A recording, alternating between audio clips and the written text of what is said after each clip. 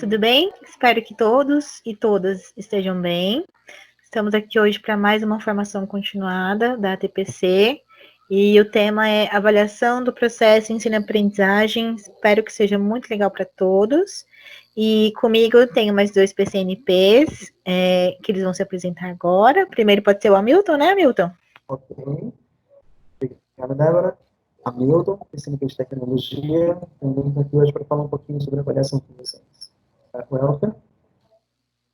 Olá a todos e a todas. Sou o PCNP Welker, PCNP de Filosofia. E aí, para falar um pouco de avaliação. Vamos lá. Então, dando continuidade, essa segunda tela aqui, novamente nossos nomes, né, para pontuar quem está aqui hoje com vocês nessa discussão. Eu, PCNP Débora, PCNP Hamilton e o PCNP Welker. A base das nossas orientações aqui nessa apresentação, elas se norteiam no documento orientador, atividades escolares não presenciais, que foi divulgado agora em abril pela SEDUC. Esse documento está de fácil acesso. Se por acaso algum professor coordenador ou algum outro professor não tiver acesso a esse documento, fale com a gente, que nós já o enviamos. Conforme foi apresentado, a gente vai discutir sobre avaliação, no processo ensino-aprendizagem, e para isso trouxemos dois teóricos da educação, para dar um norte para esse conceito de avaliação. A primeira citação, conforme está aí no slide, é a do Libânio, e ela nos diz o seguinte: avaliar é uma tarefa complexa, que não se resume à realização de provas e atribuição de notas. E em seguida, logo embaixo, a gente tem a citação do Hadid, e encontramos a seguinte reflexão: uma avaliação capaz de compreender tanto a situação do aluno, quanto de medir seu desempenho, capaz de fornecer-lhe indicações esclarecedoras, mais do que oprimi-lo com recriminações, capaz de preparar a operacionalização das ferramentas do êxito, mais do que se resignar a ser apenas um termômetro, ou até mesmo um instrumento do fracasso. Não seria, então, mais belo, auxiliar e o primeiro meio de uma pedagogia, enfim, eficaz? Então, o que a gente percebe com essas duas citações? A gente percebe a importância da avaliação como um processo, e não como um fim. Como uma ferramenta que auxilia o ensino e aprendizagem, não como algo classificatório, punitivo, né? A avaliação, ela é a articulação que o professor pode ter entre a sua prática e o objetivo, e é onde ele pode rever e ajustar os seus métodos. Uma avaliação feita da forma não correta, ela vai gerar estigmas, segregações, sendo que esse não é o objetivo de uma avaliação, né? Muito pelo contrário, ela deve servir como uma ferramenta de melhoria das práticas, auxiliando e não recriminando. E agora, nesse cenário, né, muito singular, a gente tem um novo desafio: como avaliar nossos alunos e alunas, né, no isolamento social e com as aulas mediadas por tecnologia. Então, é necessário que a gente crie mecanismos que atendam às necessidades e às dificuldades do momento. Para ilustrar isso, eu trouxe uma imagem. Isso. Essa imagem, eu acho que muitos já devem conhecê-la, e ela mostra uma seleção, entre aspas, justa, né, onde vários animais com habilidades e realidades bem diferentes vão fazer a mesma atividade, que é subir numa árvore. E aí, nesse caso, a gente pensa, essa prova, ela é realmente justa ou ela é apenas igual? Que aí vamos observar a expressão dos animais. O único ali que está realmente feliz é o macaco, porque ele foi praticamente convidado a fazer algo que ele tem total domínio. Mas e o peixe, o elefante e os outros, né? Será que eles já se deram como vencidos? O que eles percebem com essa prova? Né? Fica aí a questão. E através dessa imagem, eu convido vocês a refletirem sobre o princípio de equidade. Equidade afirma que todos importam, mas devemos reconhecer as condições e as necessidades de cada grupo ou indivíduo, a realidade de cada aluno, considerando as particularidades. E aí na imagem a gente vê a diferença dos caixotes, né? Quem precisa de mais, quem precisa de menos, quem talvez nem precise.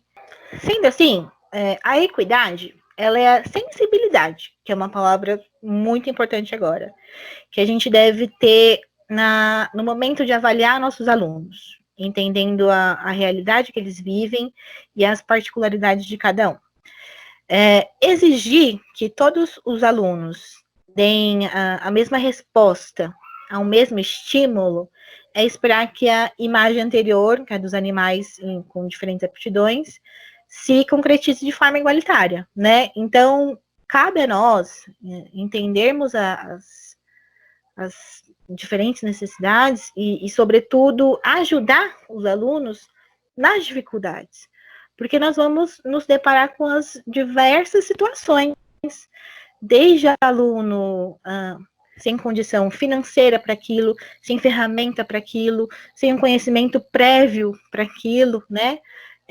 Temos exemplos de alunos da EJA, por exemplo, que há anos não mexem no e-mail, alunos jovens também que não sabem abrir um e-mail. Então, assim, são situações que para a gente muitas vezes são básicas, só que para o outro não é, né? Então, ter esse olhar sensível sobre o próximo aqui nesse momento é muito importante. Agora a gente pensa, como executar, né, pôr na prática avaliativa esse olhar sensível?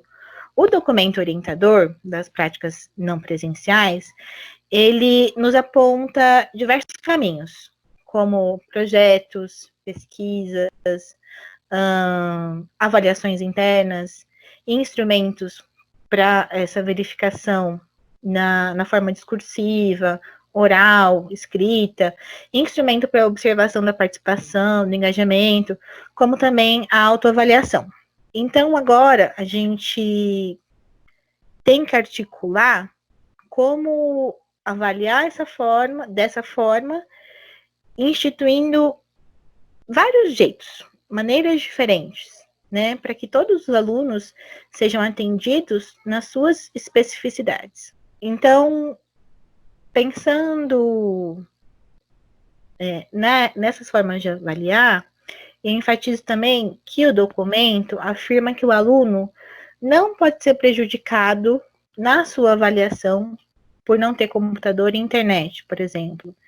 Então, é importante propor atividades variadas, via internet ou não, né, que é a expressão desplugadas, que respeitem e explorem as várias realidades.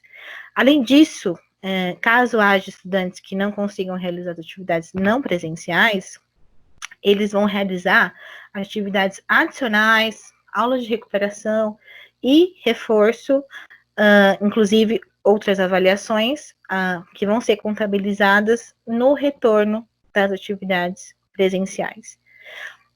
Então, reitero, o aluno não pode ser prejudicado, né? Nós temos que pensar em mecanismos que atendam esses alunos nas mais variadas formas, né, das realidades que nós temos e sabemos, e tendo sobre isso um olhar muito sensível, né, não ignorando e de forma nenhuma utilizando a avaliação como uma ferramenta de punição, não só nesse momento, como em nenhum outro. Agora eu passo a palavra para o PCNP Welker, que vai dar continuidade. Obrigado, Débora. Agora vamos refletir um pouco sobre a questão de atribuir as notas, né? O primeiro ponto relevante é que temos que ter consciência de que, assim como nossas atividades, nossas aulas, a própria devolutiva do aluno tem que se adequar, nós temos que adequar também a maneira como vamos atribuir as notas, certo?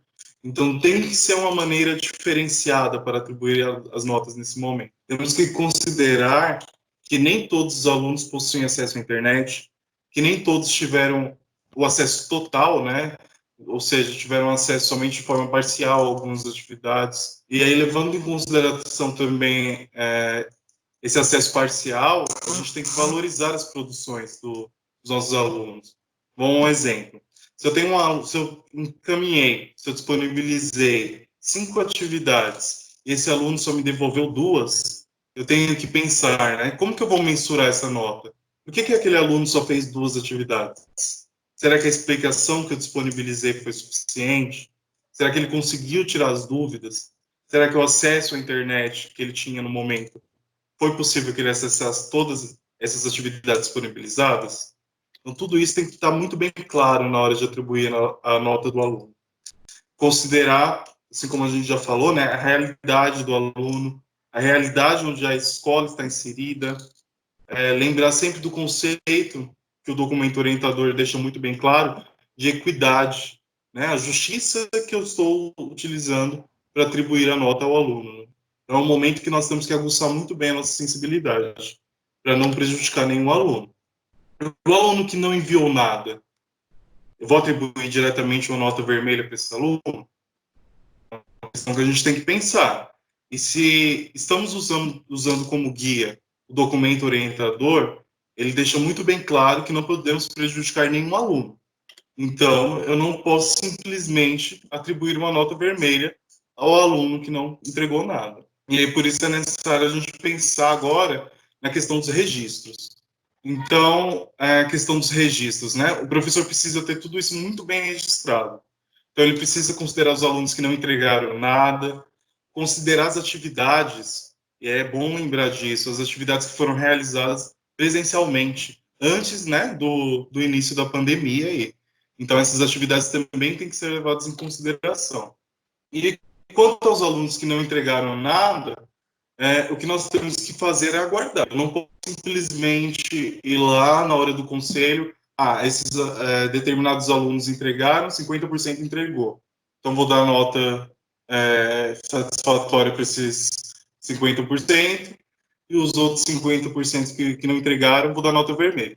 Não. Então, é nessa hora que a gente tem que ter um bom senso de ter tudo muito bem registrado, para na hora que voltar, né, na hora que as aulas presenciais puderem ser retomadas, eu consiga regularizar a vida desse aluno, com recuperação intensiva, com atividades. Então, por isso que o professor ele precisa ter o registro de cada uma dessas atividades que ele está disponibilizando, de cada um desses alunos que entregou, o aluno que não entregou. Esses registros eles precisam ser guardados para que, quando as aulas voltarem presencialmente, ele consiga, de fato, regularizar a vida do aluno, né? O documento orientador usa até esse termo de regularização. Certo. Agora vamos pensar um pouco na questão do conselho, né? Então é importante que seja acordado entre a equipe gestora, juntamente com os professores, os critérios que serão atribuídos para que o professor atribua essa nota. E lembrando que esse critério ele tem que estar em sintonia com o documento orientador, certo? E aí, algumas datas importantes na hora do professor atribuir esse fechamento.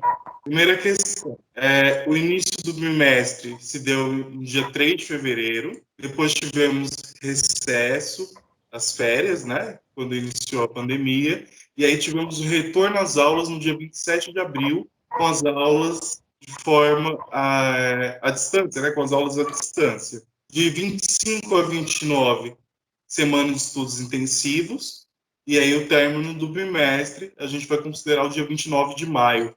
Então temos alguns dias ainda para finalizar essas questões. E o conselho, quando ele será realizado? O conselho, a escola ele tem que realizar esse conselho até o dia 2 de junho. Tá? Então é importante que os professores, todos os professores, estejam cientes dessas datas para que haja uma sintonia na hora de registrar a nota desses alunos para conseguirmos fechar o primeiro bimestre. O CEJA, como que fica então o CEJA? É necessário que aguarde até que seja permitida a realização dos atendimentos presenciais, tá? Porque eles vão realizar essas avaliações presencialmente. Então, só mesmo quando já for permitido as aulas presenciais. Então, por enquanto, aguardar. Então, aí, agora, pensando na equipe gestora, é necessário, então, que esteja muito bem alinhado, que haja uma sintonia com os professores e a equipe gestora, para que todos os professores estejam cientes a forma, os critérios que irão utilizar para atribuir as notas, né? E lembrar sempre da questão do documento orientador. Então, disponibilizar para os professores o documento orientador, pedir para que eles leiam. Tem lá a parte exatamente sobre a avaliação no documento, mas não só sobre a avaliação, né? Sobre a disponibilização das atividades. Então, é necessário que seja disponibilizado para o professor o documento orientador e que ele esteja ciente que é necessário que ele realize essa leitura. Bom, obrigado, Elker. Vou falar um pouquinho, então, das plataformas digitais, tá? Diversas plataformas digitais estão disponíveis para uso gratuito. Essas plataformas, muitos já conhecem, muitos já fazem uso, tá? Eu trouxe aqui embaixo nessa telinha, inclusive até um recorte do documento orientador, onde aqui ele traz algumas sugestões de plataformas, os conteúdos que elas trabalham, tá? E também elas são baseadas nas habilidades, no desenvolvimento das habilidades dos alunos, tá? Se você quiser ter um acesso rápido a essa plataforma, é só você fazer a leiturinha desse QR Code que está aqui do lado. Bom, naquele documento, que é o documento orientador, algumas sugestões de plataformas estão aqui disponíveis. Ó, Khan Academy, tá? Explicae, Stud, Dragon Learning, Matchfic, Descomplica. Essas plataformas, tá, elas foram aqui mencionadas, mas vejamos, estamos falando de avaliação. Então, por que falar das plataformas que disponibilizam materiais de estudos? É que essas plataformas, elas permitem você, professor, no caso, avaliar, acompanhar o percurso do aluno. A gente está falando de avaliação, mas a avaliação não é só aquela avaliação no final, é uma avaliação de percurso. Então, você consegue analisar aqui, né, qual é o desempenho do aluno ao longo do período que ele faz uso dessa ferramenta. E também é interessante que algumas plataformas, antes de sugerir um plano de aula, ela pede que o aluno faça uma avaliação, essa avaliação detecta quais são as necessidades destes alunos, e então a própria plataforma cria um planinho, né, de estudo baseado nas necessidades dos alunos. Mas sabemos também que os professores, além das plataformas, têm outros meios, outras formas de se comunicar com seus alunos, de receber, né, os materiais, receber as atividades. A própria criação de vídeo, então você passa uma solicitação de uma atividade, de um trabalho para o aluno ele produz um vídeo sobre aquele conteúdo solicitado, te encaminha de volta. Áudios que são produzidos pelos alunos para poder abordar a temática que foi solicitada, as próprias mensagens, a troca de mensagem. Aqui embaixo a gente descreve algumas ferramentas que são bem descritas e usadas pelas escolas, Facebook, WhatsApp, etc. E muitas escolas também fazem uso do próprio Google Sala de Aula, Google Classroom, né? São plataformas que permitem essa interação. Então, o professor encaminha a atividade, o aluno ele devolve o que foi solicitado, o professor consegue mensurar uma nota. Então, aqui são as diversas variadas, né, plataformas utilizadas. Bom, mas todas elas devem ser observadas com bastante atenção, porque é essencial que os professores analisem antes as plataformas. Então, acesse, conheça, verifique se a plataforma ela é interessante ou não para aquele tipo de conteúdo que eu estou trabalhando, se ela aborda realmente, né, a carência do nosso aluno. Então, analisa a adequação do conteúdo e alinha com as habilidades do currículo já trabalhadas, né, e aquelas ainda que precisam ser trabalhadas. As plataformas digitais elas podem ser usadas de forma complementar para a aprendizagem dos estudantes. Mas nesse ponto aqui eu retomo um pouquinho o que o Elker falou e o que a Débora também falou. A questão da equidade, a questão da igualdade, né? Por exemplo, nem todos os alunos têm acesso a essas ferramentas. E estes alunos, como serão avaliados? Não terão nota? Serão avaliados com nota 0? Terão nota máxima, mesmo sem entregar nada? Como é que estes alunos que não têm acesso vão ser, ou vão acompanhar e vão fazer a devolutiva do que nós pedimos para todos os demais? Então, nós precisamos criar estratégias para fazer com que esse aluno também seja atingido, que esse aluno também possa participar dentro das adequações que ele precisa. Para concluir aqui, então, o nosso vídeo, eu trouxe aqui a sugestão, e aí eu vou te pedir uma gentileza, acesse a descrição que está aqui no vídeo. Nós vamos fazer, então, uma videoaula mostrando como se faz uma avaliação usando o próprio formulário do Google, uma avaliação online, onde você consegue colocar questões que envolvem imagens, questões que envolvem vídeos, questões dissertativas, objetivas, que o aluno possa ter um feedback instantâneo, quer dizer, ele acabou de enviar, ele já tem um retorno de qual foi o desempenho dele, e o professor consegue, então, dessa forma, permitir que o aluno mostre o que ele aprendeu, mensurar o aprendizado que esse aluno teve. Então, para mais informações, acesse aqui o site da nossa, pensa um pouco mais dos materiais que foram produzidos e que serão produzidos ao longo desse período.